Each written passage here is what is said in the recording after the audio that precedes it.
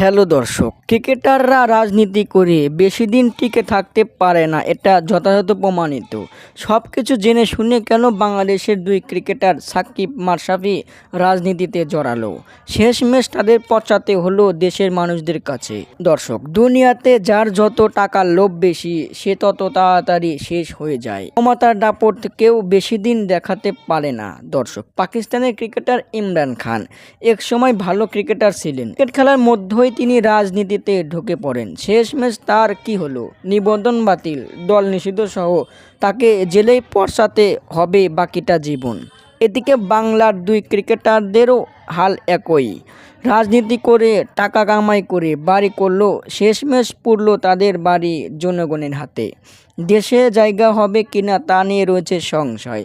এদিকে লাইভে এসে মাশরাফি সবার কাছে ক্ষমা চাইলেন। আদৌ কি তাকে দেশের মানুষ ক্ষমা করবে কি করবে না তা নিয়ে রয়েছে সংশয়।